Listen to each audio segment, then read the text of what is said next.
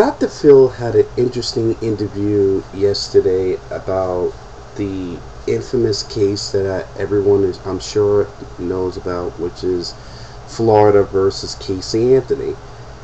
She has become the new trial of the century, and Dr. Phil McGraw decided to interview Cindy and George Anthony for a 2-day interview about, things about the case, what they think of their daughter, etc., etc. Now, the news media has, the world has saw this interview, and I'm sure the ratings for Dr. Phil went skyrocket, because I'll be honest with you, Dr. Phil gave the most fascinating interview of our time. I give Dr. Phil credit. I don't know, Oprah played a part in that, but it was a fascinating interview. The thing that I think that people about the whole interview that I think that people are scrutinizing over is the things that Cindy said.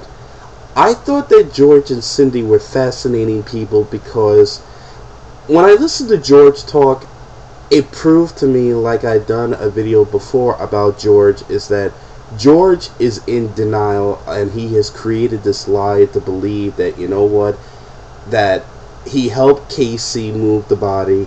Caylee died at the pool. He decided to help his daughter cover up the crime by wiping away the forensic evidence, and he buried that little girl into the woods. So anything that George said is just he's believing his own lies. Cindy is another interesting character. She's the most fascinating out of this whole interview because she contradicts herself, and more importantly, she made controversial statements that I think a lot of people in the world can't believe that she said. One of the most controversial statements out of this 2-day interview was when she talked about the remains of Caylee.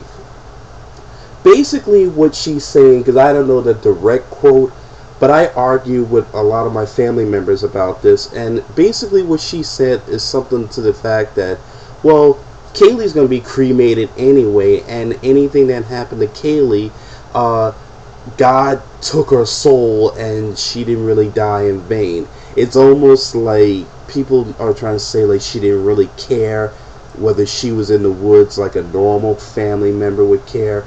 She seemed that she kind of accepted the fact that, something, Caylee died, so what, her spirit was going to go into heaven anyway. Anything that happened on her body, God didn't make her suffer. So she had this kind of cold demeanor. And also the most interesting statement she made was about the fate of the verdict. She basically said, okay, you know what, well, the way I kind of see it is that I want answers as to what happened that day with Casey and Caylee and whoever was out there helping Casey. If God convicts Casey and makes her guilty, then I have my answer that she's a baby killer. If God frees her, then that is also my answer because it was an accidental drowning and my daughter was innocent and the defense saved her life. It was such an interesting interview when I heard these statements. And I think people have to understand something. I truly believe that Cindy doesn't want to really accept the fact that George basically helped cover up the body, who helped manipulated the crime scene. She doesn't really want to accept the fact that maybe Casey has problems. She kind of is a mother that doesn't know what to believe. I think she does believe that this was an accidental drowning, but she doesn't want to sit there and believe that her own husband would be this cold-hearted after the drowning to take a little girl, put her in a car, move her into the woods, and then get a neighbor's shovel, dig her up, and bury her right into the woods, maybe 2-3 miles away, to create the alibi. She has like all these feelings about the case, but there's a lot of denial on her part because she doesn't want to. If someone smacked her in the face and said, "Bitch, listen, your husband was the one who buried that body," bitch, smack the face again. Casey basically was an irresponsible irresponsible mother who basically let this child die because she was probably on the phone with Boo or somebody, and George was probably doing that too. But I think Dr. Phil's interview was just trying to show just how dysfunctional this family is. I don't really think he was trying to say, okay, well, he kind of was trying to make it seem like, well, Casey is this cold-hearted murderer, but to be honest, this interview definitely showed the dynamic of how far these lies go, how far George will believe his own lies, how Cindy does not want to accept the fact that her once all-American family is this really dysfunctional family. The idea that you sit there and you talk about Caylee like, well, she's a whatever, it goes to show you that I think she knew that basically George had something to do with it. And the most fascinating revelation that they haven't shown yet is the idea that when Casey called Cindy down to talk with Jose Baez on a private interview without Lee and without George, the thing that I don't understand is that why would you be searching for answers when Casey already told you the answers that you wanted to know? She basically told you that, something, Caylee died in an accidental drowning. Your husband George helped move the body and he helped cover up the crime. Lee was there, but he didn't want to participate. That's your answers. That's what happened that day. And the thing that I think, Cindy, because I know my time is short, so I'm going to make this one last statement. People got to understand that I don't really think she was, if you want to be honest though, I think she also sounded like she was blaming Caylee too. Because if you want to be honest, I think she felt like, Caylee might have been, like, had she not listened and not jumped into the pool, we wouldn't have this problem. A lot of people are saying that that's what it kind of sounded like. I think that it sounded like that too, but I'm going to be honest with you. I think people are reading too into this about her controversial statements.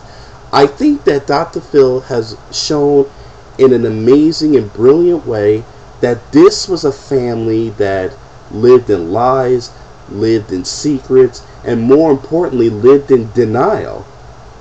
George is in denial because he doesn't want to accept the fact that he buried that girl.